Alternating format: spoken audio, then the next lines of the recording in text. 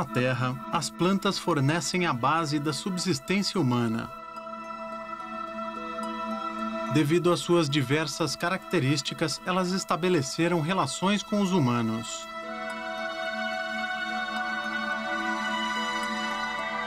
Entre essas plantas, há um tipo que se tornou o foco da atenção por sua capacidade de eliminar a dor.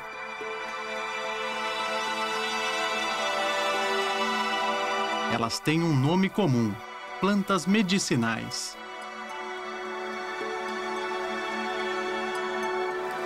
Na China, país com uma longa história de aplicação de plantas, elas têm um nome especial: herbácea.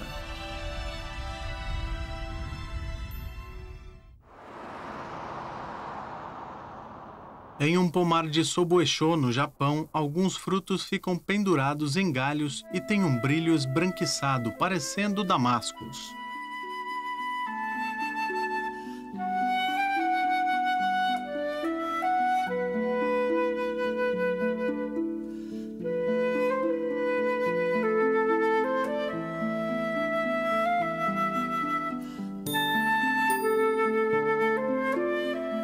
Em agosto, os frutos com casca seca e dura amadurecem.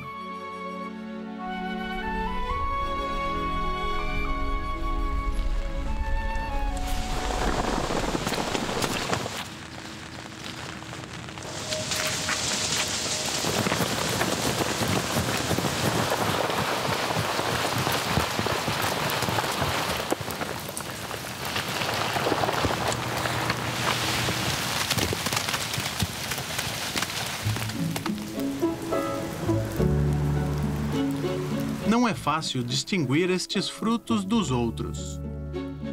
Mas ao ver suas folhas, quase todos poderão dizer seu nome. As folhas com a forma inconfundível de leque são a identidade do ginkgo biloba. Os habitantes deste lugar continuam produzindo frutos de ginkgo biloba do modo tradicional.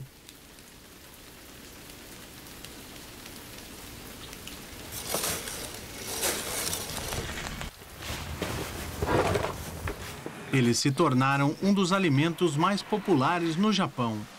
Nos dias de hoje, as pessoas ainda podem gozar desse fruto saboroso, mas não é fácil. O ginkgo vive na Terra há 200 milhões de anos. Seus frutos podem ter sido dos alimentos favoritos dos dinossauros. O ginkgo está atualmente distribuído por todo o mundo. Mas estas árvores são todas originárias de um lugar, sua terra natal, a China.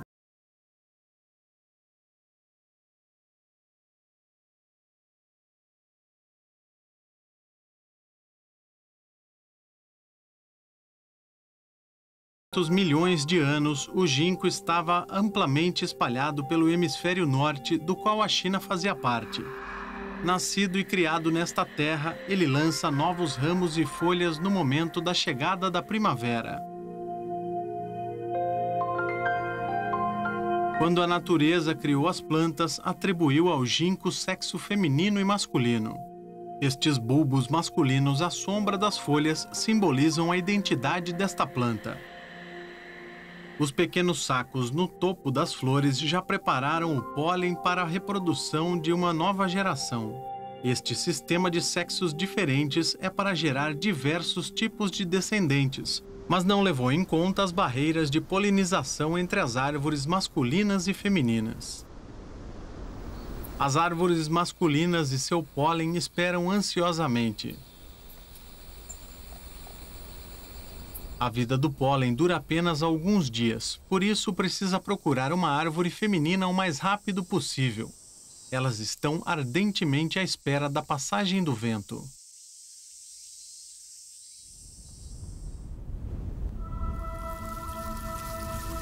O balanço das folhas traz boas notícias.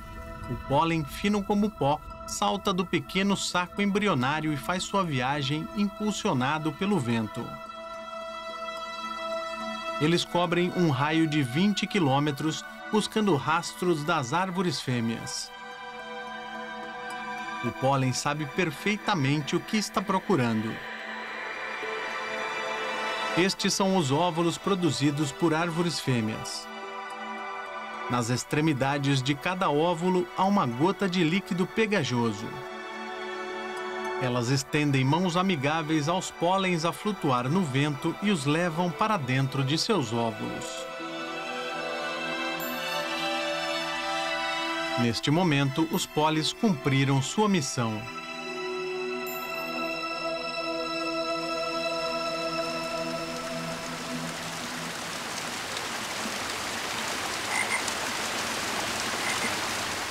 A umidade no ar é um sinal de perigo. Uma chuva inesperada destruiu o plano de busca. Mesmo que uma árvore macho adulta possa produzir trilhões de grãos de pólen, a chuva contínua pode causar desespero. A incerteza do vento prolonga a duração da reprodução. Como deve esta planta enfrentar as dificuldades na natureza? Ela decide aguardar em silêncio. Esta espera faz as raízes do ginkgo desenvolver um grande apoio.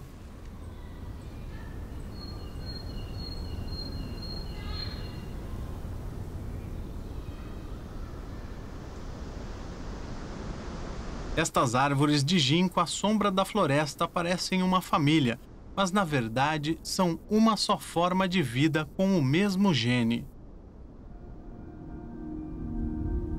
Em torno de suas raízes crescem continuamente novos galhos. Os antigos envelhecem enquanto se apresenta um novo vigor do outro lado.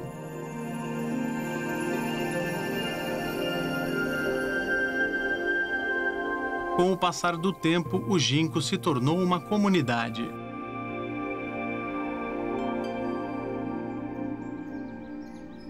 O aparecimento constante de novos rebentos multiplica a vida das árvores de ginkgo.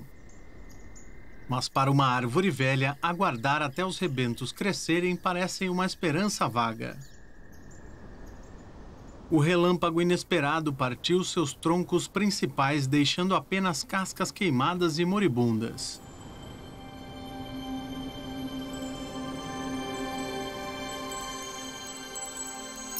Do território explorado com seu próprio corpo durante milênios, só restou o espaço de uma casa de madeira. No entanto, ele não desiste. Neste corpo quebrado, alguns pontos salientes verrugosos anunciam algum tipo de mudança. O cecídio, em vez de crescer para cima como troncos normais, cresce em direção ao solo.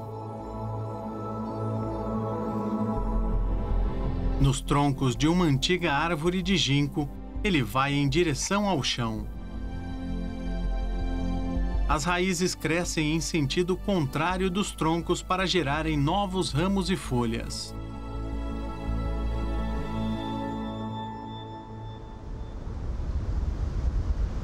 As folhas de ginkgo formam uma espécie de armadura.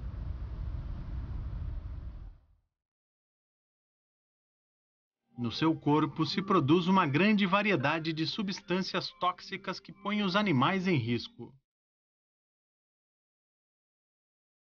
Esta lagarta está obviamente no lugar errado. Corre o risco de ser envenenada se ingerir o ginkgo por engano. Ela precisa encontrar outro restaurante.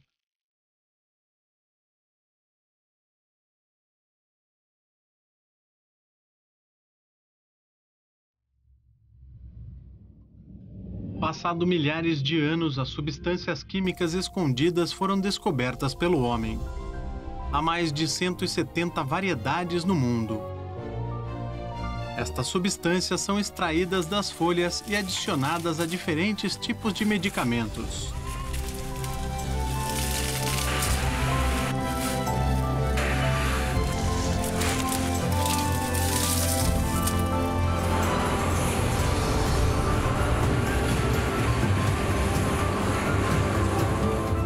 ginkgo biloba é uma planta medicinal com mais saída na Alemanha, França e Estados Unidos. Para o próprio ginkgo, estas substâncias servem para proteger a integridade das folhas e garantir a maior área de síntese energética. Com a chegada do outono, o ginkgo sacode suas folhas para combater o frio do inverno. Estas folhas fizeram todo o esforço para o crescimento do ginkgo durante o ano.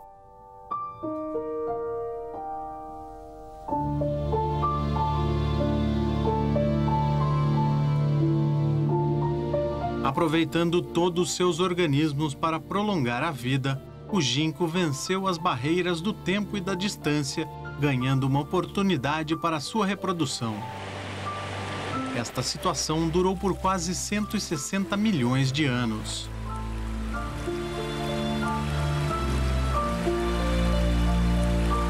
Até a Era do Gelo Quaternária, quando o frio reinou no globo. O ginkgo então foi extinto em grandes partes do mundo.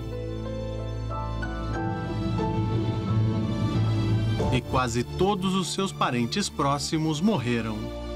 As montanhas da China, entretanto, protegeram efetivamente o ginkgo biloba das correntes frias e preservaram esta floresta.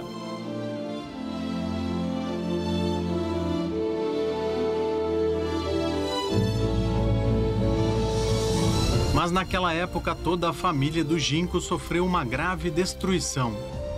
Até que o povo da China apareceu nesta terra e descobriu que seus frutos não só eram comestíveis, mas também podiam aliviar efetivamente a tosse e a asma. Assim, esta planta começou a ser cultivada ao redor das casas.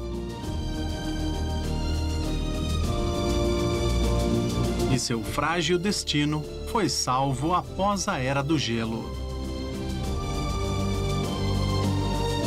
Com a ajuda dos humanos, as árvores de ginkgo que sobreviveram na China estão agora espalhadas por todo o mundo. Elas efetivamente se livraram do destino de seus familiares.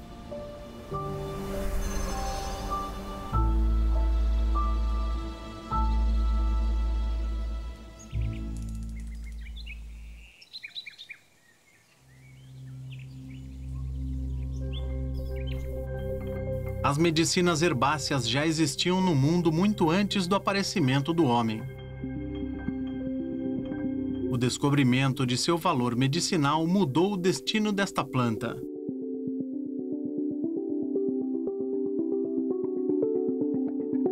Elas começaram a conviver com os seres humanos e se tornaram as primeiras medicinas herbáceas da China.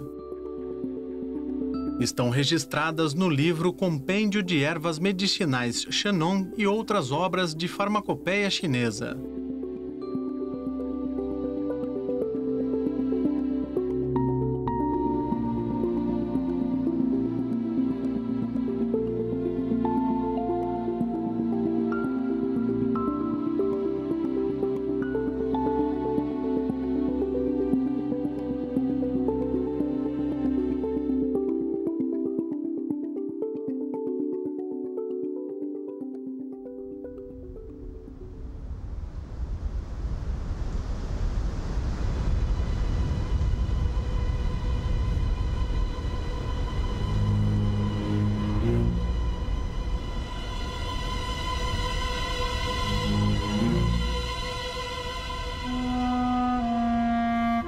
Com mais de 4.000 metros de altitude, a zona periglacial de montanhas Himalaia-Renduan, próxima à linha de neve, tem condições ambientais rigorosas onde as plantas tendem a serem extintas. Até mesmo os prados que vivem no chão se recusam a avançar em determinada altitude.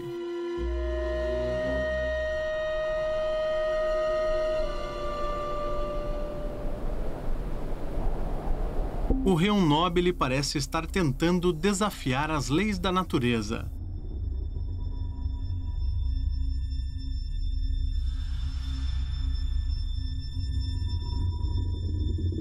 Para evitar a concorrência com outras plantas, optou por abandonar os prados e viver em praias rochosas sob condições severas.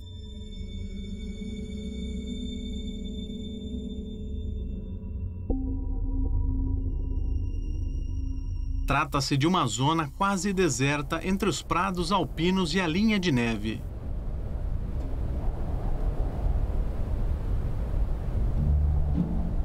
Antes de desabrochar, o Rio Nobile é muito simples. Para evitar ser ingerido por animais, ele se veste de vermelho e parece desnutrido.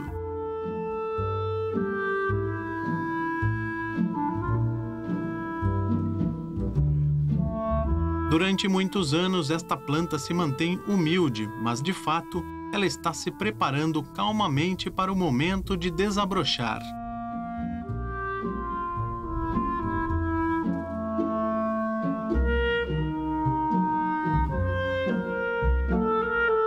Vivendo em ambiente árido, ela precisa acumular nutrientes para sustentar o consumo durante a floração. O tempo de acúmulo pode durar entre 10 e 45 anos. O Rio Nobile só floresce uma vez em sua vida e depois morre.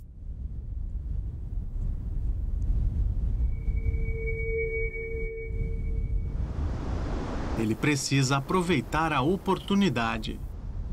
Só quando considerar que o clima é ideal para o seu crescimento, vai tentar com todas as forças. Aqueles que decidem florescer terão uma inflorescência de até 2 metros de comprimento nas primeiras dezenas de dias do verão.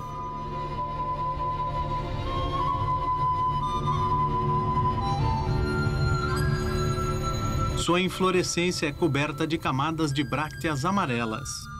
Na parte inferior crescem folhas em forma de roseta, que de longe parecem uma pagoda dourada, erguida em praias rochosas desertas. Foi daí que se originou o nome da planta, Rio Nobile.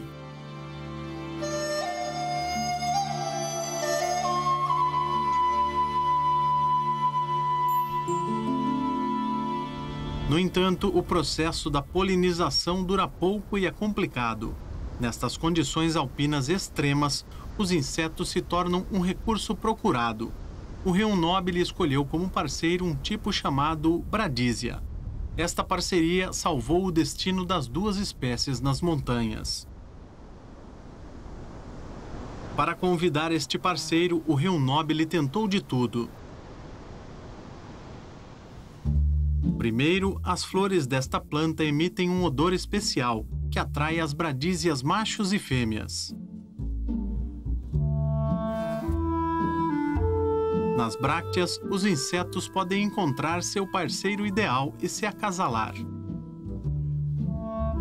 O Rio Nobile não só os ajuda a encontrarem um amor, mas também constrói para eles um lar com seu corpo. Nas praias rochosas desertas, as bradísias fêmeas não conseguem pôr seus ovos.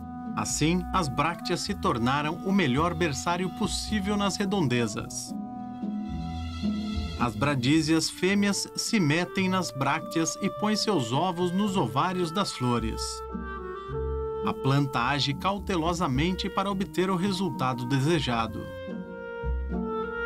Durante a procura por um local de reprodução, as bradísias fêmeas podem transportar o pólen até o estigma, ajudando assim a polinização do Rio Nobile.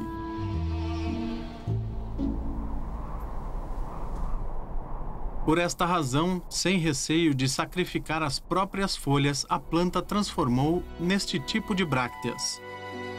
Devido à falta da clorofila, ela não pode fornecer energia para o crescimento do Rio Nobile.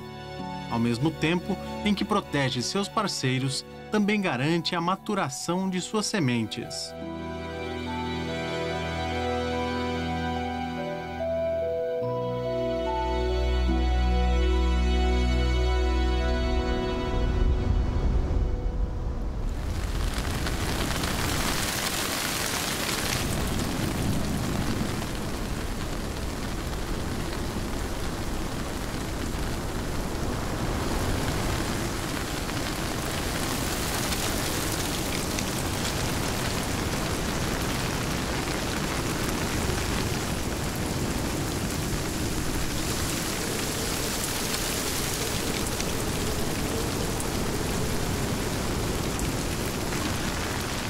Para ter bradísias no futuro e ajudar outros companheiros na polinização, a planta não hesita em dar algumas sementes às larvas desses insetos, fornecendo-lhes suprimento no período mais vulnerável de sua vida.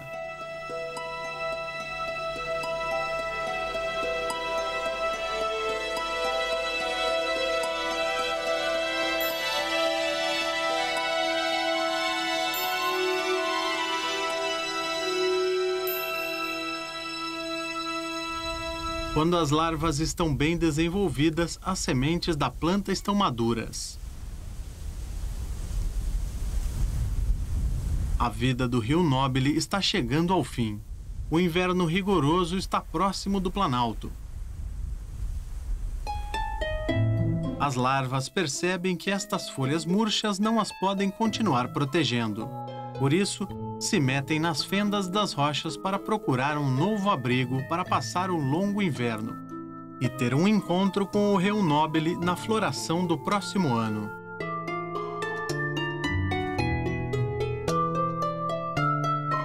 Estas duas espécies percorrem de mãos dadas todo o ciclo da vida.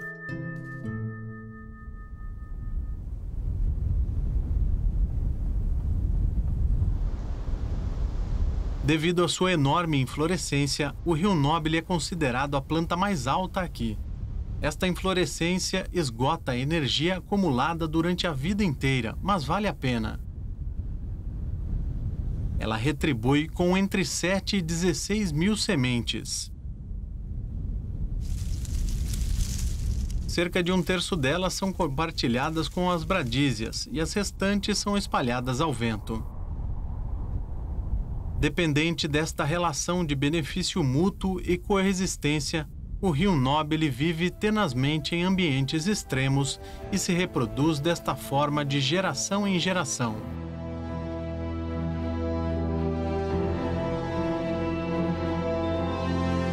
Se os tibetanos não tivessem descoberto seus poderes curativos e registrado no livro de ervas medicinais do Tibete, ele continuaria erguido sozinho num cume no mundo inacessível.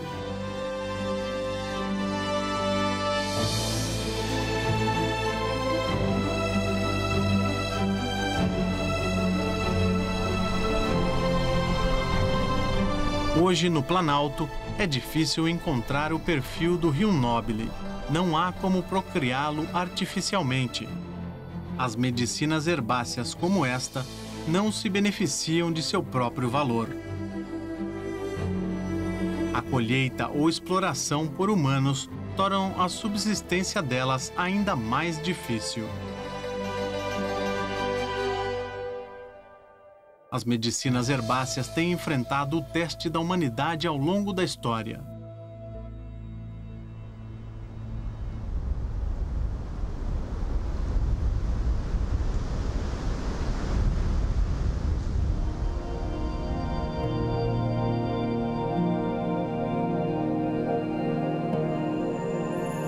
Estes picos íngremes são feitos de rochas vermelhas e formam a geomorfologia típica de Danxia, na China. As rochas expostas parecem a beira da vida. Entretanto, uma das plantas medicinais mais raras escolheu este lugar como seu habitat. Ela é o Dendrobium nobile.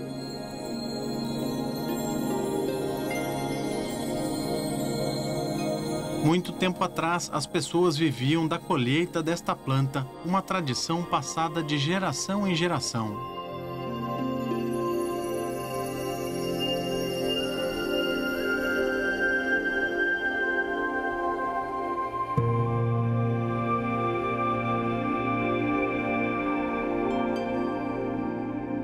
Xiaofan, colhedor de ervas medicinais, cresceu em Danxia. Seus antepassados também eram colhedores. Atualmente, ele desistiu do trabalho na cidade e voltou para a terra natal para colher Dendrobium. Antigamente, os aldeões da geração idosa saíam em junho de cada ano para a colheita de Dendrobium, porque esta planta desabrocha em junho. Dendrobium desabrocha nas pedras altas e é relativamente mais fácil de encontrá-lo.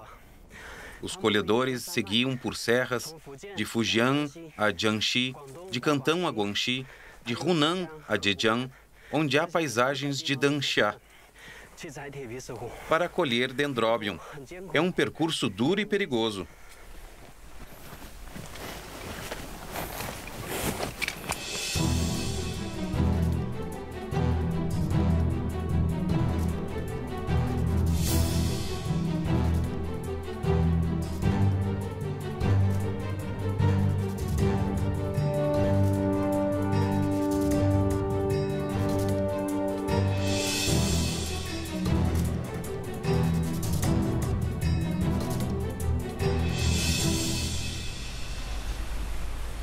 Como esta planta cresce nos penhascos, não é um trabalho fácil. Mas estes lugares permitem a ela evitar a concorrência pelos recursos na selva. A luz solar é um dos mais procurados. Elas competem por iluminação e terreno. Para ter mais oportunidade de sobrevivência, o Dendrobium fez todo o possível para subir a penhascos e troncos de árvores. Embora neste lugar haja muita luz solar, falta solo, água e nutrientes. Não é fácil viver nestas condições. Por isso, o Dendrobium evoluiu um sistema radicular poderoso. Suas raízes não têm pelos e são altamente evoluídas. Sem solo, elas absorvem água diretamente do ar. A parte de raízes que fica exposta ao ar não serve para fixar a planta, mas sim para absorver a água para seu próprio crescimento. E para resolver o problema de nutrição, o Dendrobium encontrou um parceiro: fungos que estão presos às raízes.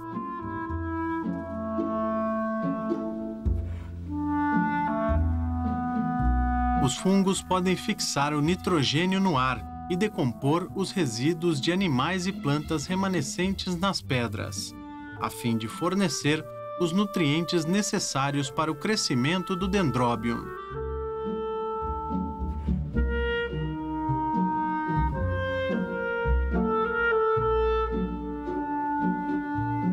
Como recompensa, o Dendrobium lhes fornece energia através da fotossíntese.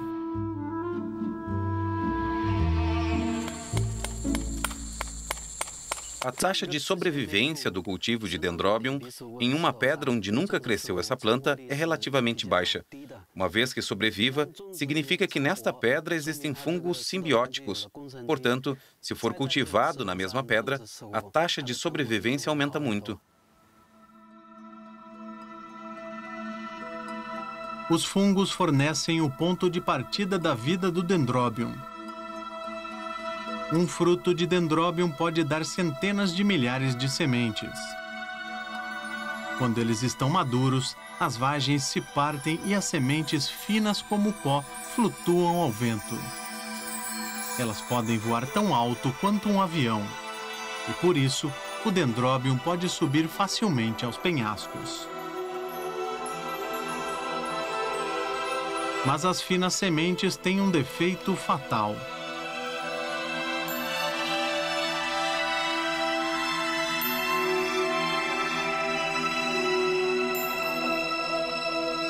Elas não possuem endosperma. Na natureza, elas não podem germinar por força própria. Poucas sementes terão uma oportunidade de se enraizar e germinar com a ajuda dos fungos simbióticos.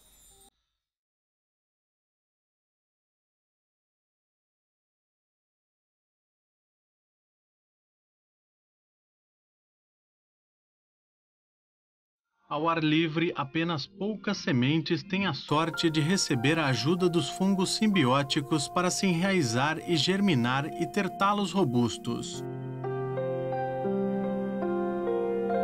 Em comparação com suas pequenas folhas, os talos de Dendrobium formam a parte principal da planta. No entanto, quando o sol do verão atinge diretamente os penhascos, a temperatura é sempre alta. Para proteger seus talos, o Dendrobium produz uma grande quantidade de polissacarídeos, para obter maior viscosidade do fluido corporal e bloquear a água no corpo. Tudo isso lhe permite se erguer mesmo em penhascos quentes. Estes compostos químicos polissacarídeos não são indispensáveis para a subsistência. Eles são chamados de metabolismos secundários. Os compostos produzidos nos momentos de dificuldades podem ajudar a planta a superar o calor intenso ou o frio rigoroso. Ela mantém uma vitalidade tenaz mesmo depois da colheita. Ela ainda se mantém viva. Pode sobreviver por até 1 ano sem morrer. Às vezes, por cerca de meio ano, continua florescendo e brotando. O talo que serve de medicamento é a parte mais energética da vida. Na China antiga, o Dendrobium era chamado de erva salvadora da alma.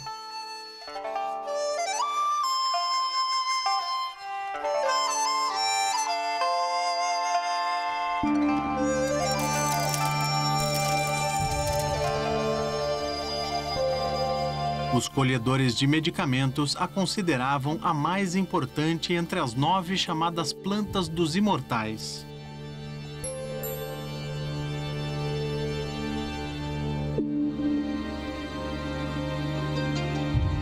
Naquela época, os médicos não conheciam os elementos contidos no talo.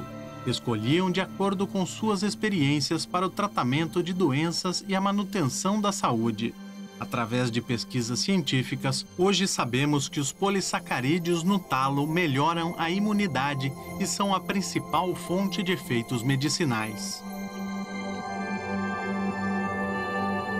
Em toda a família da medicina herbácea, vários metabolismos secundários produzidos para a resistência são o segredo do efeito medicinal.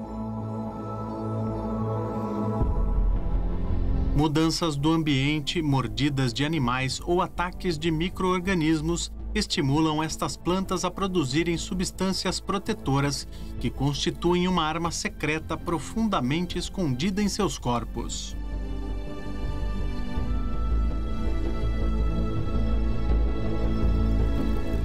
Quando o ser humano passou a conhecer melhor as plantas, esta arma secreta foi descoberta e se tornou um tipo de medicamento.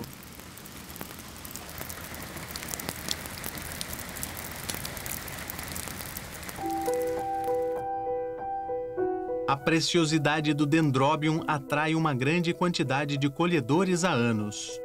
Devido à exploração incessante, o Dendrobium selvagem esteve à beira da extinção.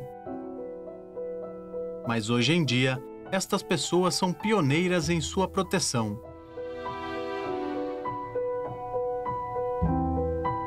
Os colhedores conhecem bem os hábitos desta planta, o ambiente de crescimento, bem como os momentos de sua floração e de carregar frutos.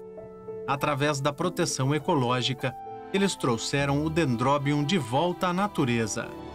A relação entre o homem e as plantas medicinais evoluiu da exploração para a convivência, permitindo às pessoas conhecerem de novo e profundamente as medicinas herbáceas.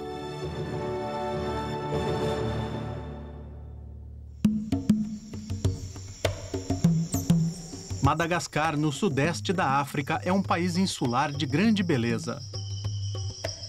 Sua geografia e clima peculiar criam uma exuberante floresta tropical, uma grande variedade de criaturas exóticas, bem como canais de água entrelaçados.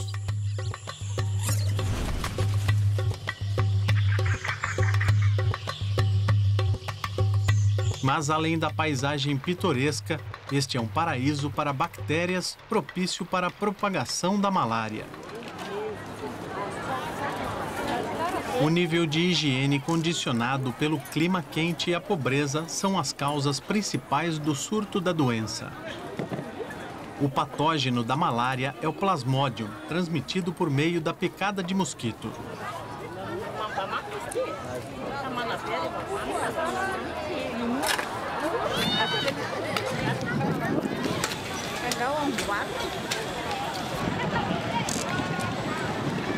A água contaminada agrava a propagação da doença. A malária reina em quase todas as regiões de Madagascar, afetando este país durante o ano inteiro.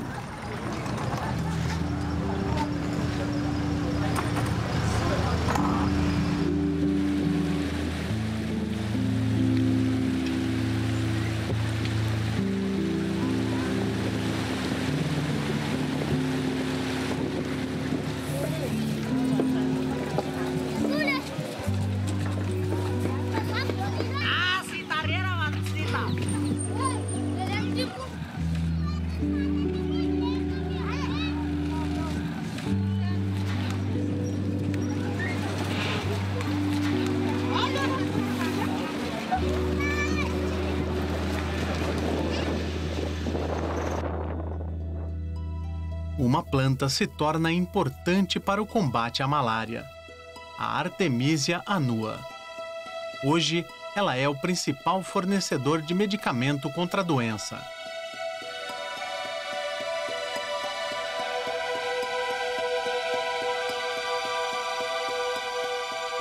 Faratina, de 27 anos, mãe de 3 filhos, está com malária.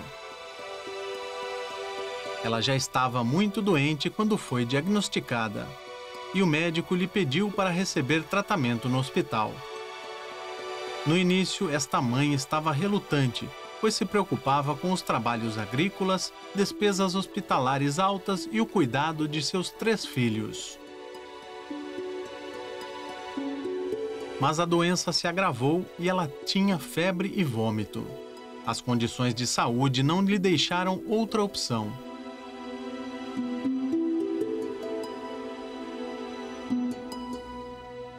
Este é o melhor hospital local. A doença prejudica a saúde e pode ser um desastre para qualquer pessoa. Ver doentes mortos pela malária não é algo raro por aqui. Existe uma incidência consideravelmente alta de malária na província de Ambalaval, que fica em Madagascar. Em alguns municípios deste lugar, a taxa de incidência desta doença atinge 34%.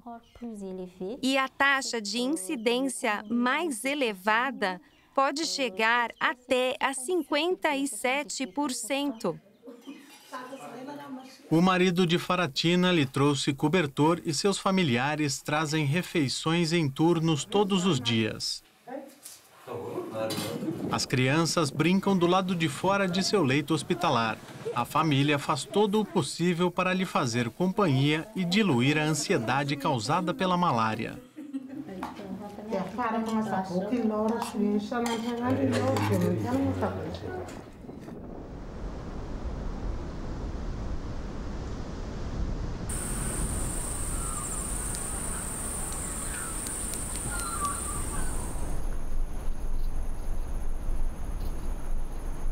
O desenvolvimento da doença é apenas o resultado final. Há muitos portadores do vírus sem saber. Os portadores assintomáticos aceleraram involuntariamente a disseminação da epidemia.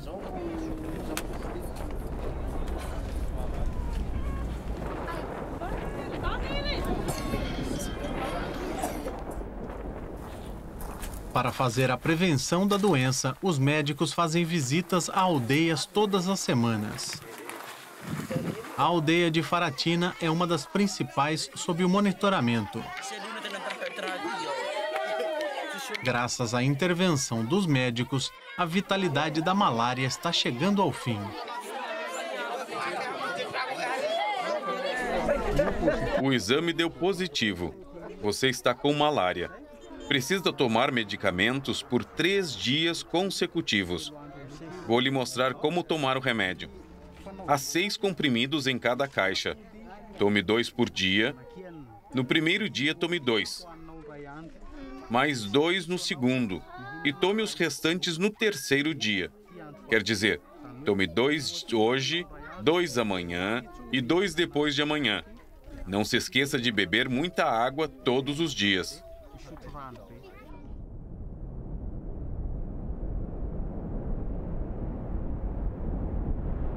Como ainda não tem sintomas, a maioria dos habitantes está um pouco confusa sobre a prevenção da malária, mas todos aceitam fazer os exames médicos. As crianças com sistema imunológico fraco são alvo principal do monitoramento. Senhora, seu filho também está com malária. Estes são comprimidos contra a doença. Deve tomar um hoje, um amanhã e um último depois de amanhã. Entendeu? E beba mais água.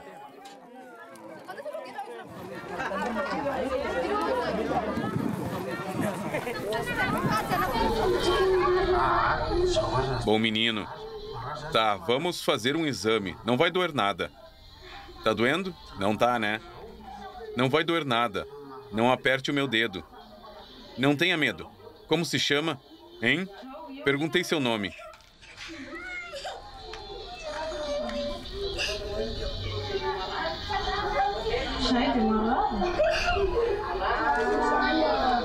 O resultado vai sair daqui a poucos minutos. Pronto. Seu exame deu negativo.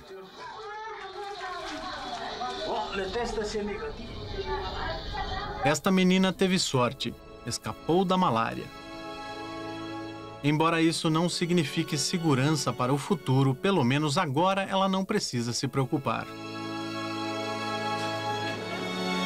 Hoje em dia, os medicamentos de artemisinina são acessíveis para os habitantes aqui. Tudo isso graças aos cientistas chineses que extraíram pela primeira vez a artemisinina da Artemisia annua.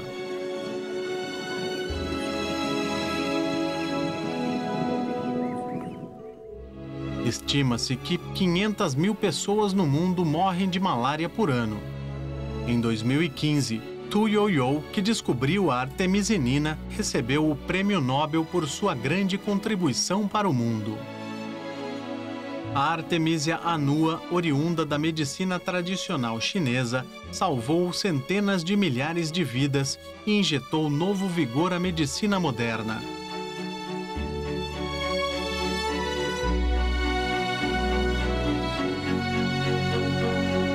Até hoje, a pesquisa da Artemisia annua nunca se interrompeu na China. Os pesquisadores continuam tentando criar novos híbridos para aumentar o teor de artemisinina. As novas variedades desta planta foram introduzidas pelos fabricantes farmacêuticos de Madagascar. Aqui estão todas as melhores variedades de artemisia, provenientes de outras regiões e países.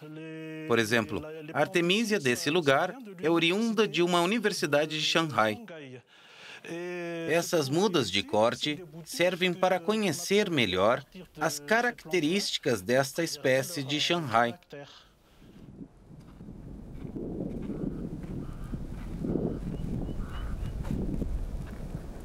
Este é um campo de cultivo de Artemisia annua. Estas vieram de Xangai e cresceram aqui há 3 meses.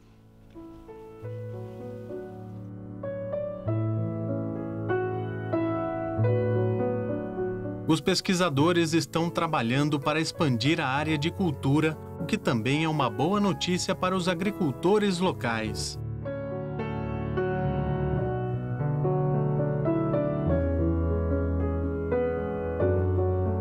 Antigamente, a maioria deles sobrevivia do cultivo de arroz. O trabalho do ano inteiro só bastava para o sustento.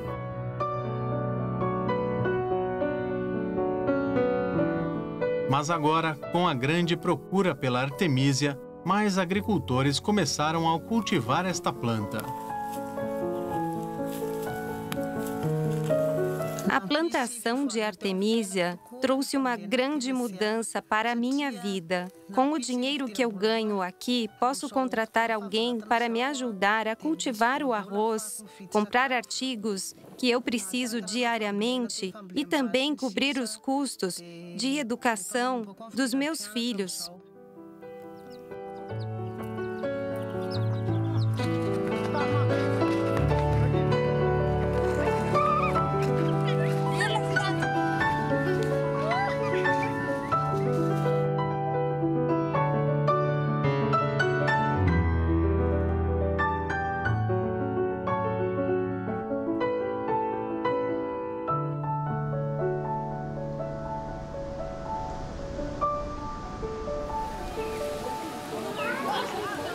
Com a ajuda da artemisinina, Faratina foi se recuperando.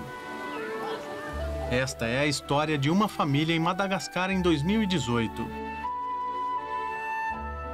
No continente africano, esta história se repete com muitas famílias. E inúmeras pessoas estão sendo beneficiadas por esta planta.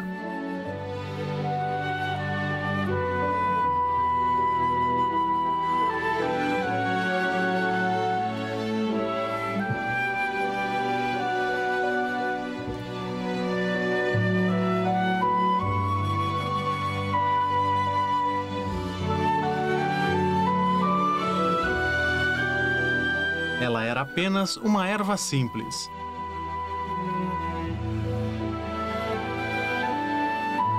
Mas ganhou ares esplêndidos após o progresso do conhecimento humano, permitindo ao mundo se livrar do perigo.